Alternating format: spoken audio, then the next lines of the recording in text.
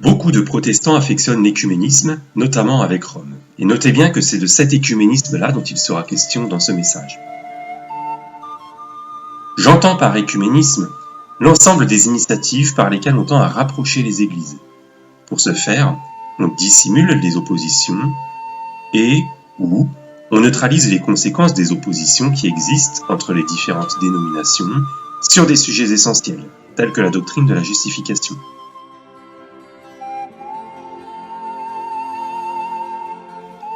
Ainsi, lorsqu'un pasteur et les paroissiens de son église se réunissent afin de prier avec un prêtre et ses paroissiens, c'est une pratique relevant de cet écuménisme. On tente ici à neutraliser les conséquences des divergences doctrinales. Ou encore, les fameux dialogues qui existent entre Rome et les églises protestantes et qui aboutissent à des consensus différenciés, comme on les appelle prudemment, comme l'a été par exemple la déclaration commune sur la doctrine de la justification par la foi en 1999, eh bien c'est aussi clairement cet écuménisme qui s'exprime ici. On cherche à dissimuler les oppositions dogmatiques qui existent pourtant bien réellement entre les différentes églises.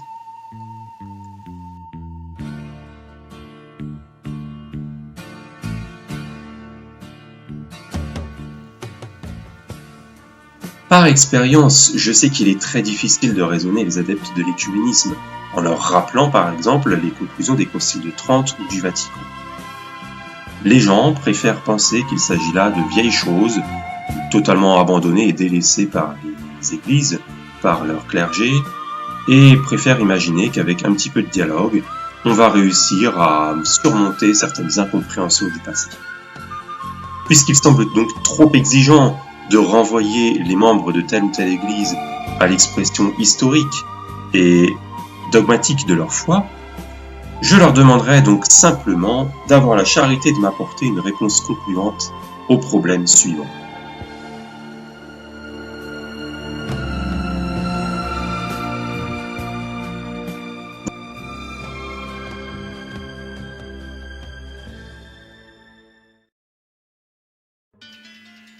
Voici ce problème.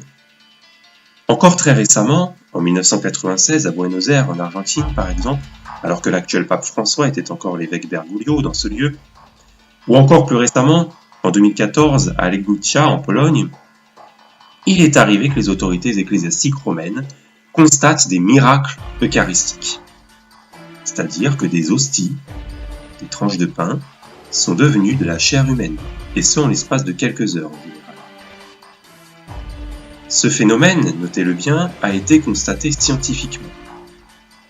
Du pain est devenu un myocarde humain, et on nous invite à croire qu'il s'agit du myocarde de notre Seigneur Jésus-Christ. Ici, on ne peut pas considérer qu'il y ait une erreur intellectuelle de certains évêques, une erreur qu'un dialogue poussé pourrait permettre de surmonter un jour.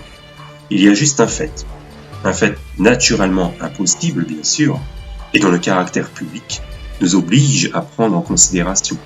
Puisque, notez-le bien, ces miracles ne sont pas juste une rumeur, et ne sont pas non plus quelque chose dont nous serions censés ignorer l'existence.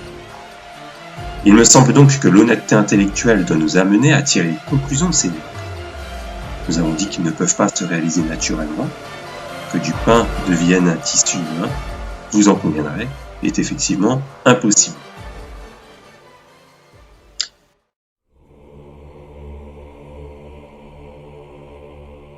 Examinons maintenant les conclusions que l'on peut tirer de ces différentes hypothèses qui se présentent à nous pour expliquer ce fait. Première hypothèse, il nous faudrait conclure, avec l'Église catholique romaine d'ailleurs, que puisqu'une telle transformation de pain en myocarde humain est une chose impossible naturellement, c'est donc un miracle, et un miracle de Dieu. Mais si nous admettions cette hypothèse, cela voudrait dire que les réformateurs auraient eu tort de condamner la messe et le culte de l'hostie. Rome serait la vraie Église, cautionnée par le Dieu vivant, dont l'Esprit agirait au cœur même de cette communion, qui serait d'ailleurs la seule aussi à avoir une véritable intelligence du mystère eucharistique, et il faudrait de toute évidence que nous abjurions le protestantisme afin de devenir catholiques romains. Et je pense que vous conviendrez ici que, dans cette hypothèse, l'écuménisme n'aurait plus de sens. À ce stade, si comme moi vous restez encore protestant, cela veut dire que vous ne croyez pas au caractère divin de ces prodiges. Ce n'est pas Dieu qui a fait cela. Mais alors qui? Car le problème subsiste. Je ne connais qu'une alternative pour répondre à cette question. Première hypothèse, c'est le clergé papiste qui aura organisé une supercherie et l'aura médiatisée afin de conforter ses dogmes et afin de garder ses fidèles au sein de son giron, voire aussi afin de séduire certaines personnes qui n'étaient pas catholiques romaines et qui succomberaient devant une telle imposture. Mais dans ce cas, il est clair qu'au lieu d'avoir en face de nous des hommes de bonne volonté et des frères dans la foi avec qui nous pourrions discuter calmement et avec confiance, nous n'aurions en face de nous qu'une bande de charlatans, dignes des pires gourous et des pires sectes. Dans ce cas, comment pouvez-vous justifier l'écuménisme? Où sont les évêques de bonne foi avec qui nous pourrions discuter dans l'espoir qu'il en sortira quelque chose d'honnête? De tels gens n'existent manifestement pas. Ce sont des imposteurs, il n'y a strictement pas à se rapprocher d'eux, puisqu'ils vont nous faire n'importe quel coup le plus vicieux possible pour simplement nous endiguer et nous ramener dans le giron de leur organisation sectaire. L'autre hypothèse est encore plus redoutable. Dans cette hypothèse, le clergé papiste serait sincère et serait aussi stupéfait que tout le monde par ce qui arrive dans ces églises.